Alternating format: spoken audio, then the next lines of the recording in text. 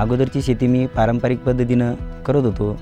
त्यात विशेष म्हणजे आर्थिक परिस्थिती, वेळेवरची कीड फवारणी औषधी आहे ती वेळेवर न मिळणे, मिळाल्यास योग्य ते मार्गदर्शन न मिळणे, याच्यामुळे पाहिजे तेवढे रिझल्ट मिळत नव्हते. प्रत्येक वर्षी खर्च जास्त, उत्पन्न कमी. So looking at all the challenges being faced by the farmer, we at Agrostar thought of designing a innovative product based on agronomy knowledge and alternate data points to provide credit that would be very useful for the Indian farmer. तर या पेंडगावला एक 27 लोकांचं एक body तयार केली, 27 लोकांचा एक शेतकरी गट तयार केला आणि त्या गटातून आम्ही काही डॉक्युमेंटली घेऊन शेतकऱ्यांना काहीतरी आमच्या ॲग्रोस्टारकडून मदत होईल म्हणून एक प्रोजेक्ट इकडं आम्ही एक नवीन संकल्पना तयार केली.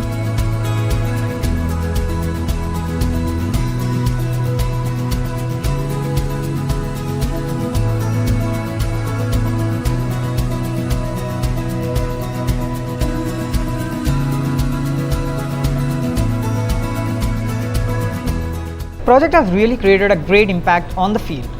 A few things that have definitely worked for the success of the project are the risk mitigation features of the product, be it in selection of the farmer in using wide range of data like alternate data sets like your buying history, your voice data, your behavior data, along with a lot of on-field and agronomy knowledge which has helped us to make the right selection of the locations and the crops to be able to mitigate all the necessary risks that are there in the product.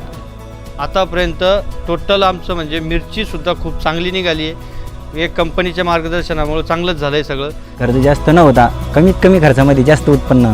ॲग्रोस्टारमध्ये join केलं त्यामुळे मला उत्पन्न भरपूर निघलं.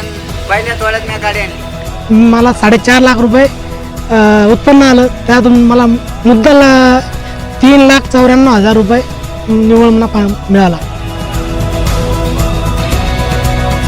चांगल्या प्रकारची मिरची, चांगल्या क्वालिटीची मिरची ॲग्रोस्टारच्या माध्यमातून शेतकऱ्यांनी या ठिकाणी उत्पन्नाला आणली आणि त्या मिरचीला बाहेरच्या राज्यात आणि देशात त्याची क्वालिटी चांगली असल्यामुळे त्याला जास्त डिमांड होतं आणि अशाच प्रकारची जर क्वालिटी राहिली तर नक्कीच मिरचीला यावर्षी पण ॲग्रोस्टारच्या माध्यमातून आलेल्या संपूर्ण मिरच्याला आम्ही 2 ते 3 रुपयाचा भाव हा जास्तीचा दिला कारण त्याची क्वालिटी छान होती.